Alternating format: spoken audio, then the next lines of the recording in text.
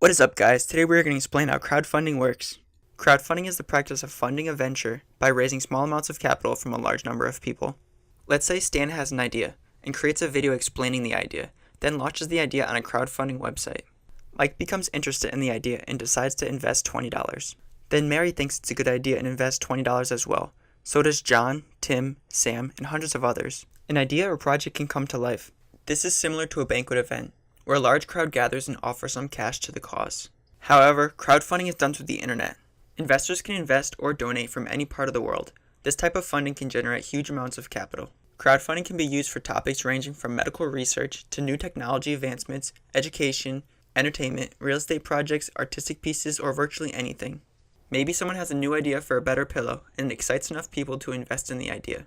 There are four main types of crowdfunding: reward-based, donation-based, equity-based, and debt-based. In rewards-based crowdfunding, investors invest or donate a small portion of money ahead of time before the product is released. This is like pre-ordering something. For example, let's say an author needs $10,000 to write, edit, and create a new book. The author creates a trailer for the book and posts it online. Many become interested and decide to invest in the book idea.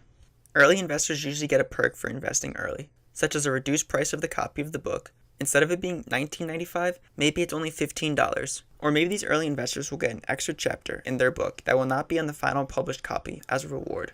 Kickstarter and Indiegogo are two popular websites for reward-based crowdfunding. Typically, the more one invests, the bigger the reward they get. For example, if an individual invests $5, they may receive a handwritten thank you note. At $10, they may get the note plus stickers. At $25, they may get the handwritten note, the stickers, and a copy of the book. At $50, the reward might be a handwritten note, stickers, and this time a signed copy of the book. This reward structure will continue on as far as the creator wants it to. But what happens if the total amount of money that needed to be raised is not raised? For example, if the author needed $10K and only raises $6K within the time window, then most crowdfunding websites will return the money to the investors and no fees are charged. Next is donation-based crowdfunding. This involves many individuals donating a small amount of money to help fund a cause. For example, there could be a campaign to open up a new school in a rural area, help provide clean water, or help an individual pay for a surgery. Individuals donate and typically do not receive anything in exchange, except for the peace and satisfaction that they know they are helping others. GoFundMe, Patreon, and CrowdRise are three popular sites for donation-based crowdfunding. The third type is equity-based crowdfunding.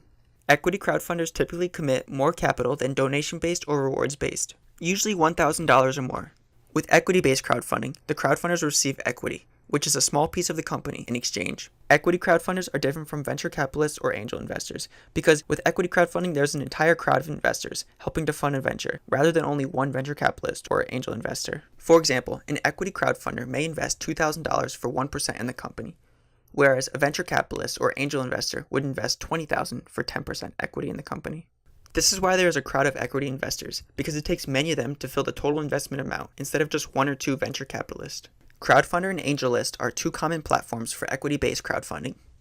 The fourth type of crowdfunding is debt-based crowdfunding. This works the same way as a regular loan works. Debt-based crowdfunders collect interest on the loaned amount. However, this differs from a regular loan, like a bank loan, because a bank will loan the entire amount that an individual asks for, such as $100K. Whereas instead, there may be 100 debt-based crowdfunders that supply $1K each to make up the entire $100K loan. Think of this as a regular debt-based loan. However, instead of loaning the money from one source, it is loaned from many individuals. That is going to conclude today's video, but before we go, let's do a quick recap explaining crowdfunding. Crowdfunding involves many investors that donate small portions of money through the internet. There are four main types of crowdfunding: reward, donation, equity, and debt. In rewards-based crowdfunding, backers give a small amount of money in exchange for a reward, such as a book, movie, song, product, or other service. In donation-based crowdfunding, donors donate a small amount of money in exchange for gratitude and the feeling of supporting a cause. In equity crowdfunding, investors invest larger amounts of money in exchange for a small piece of equity in the company.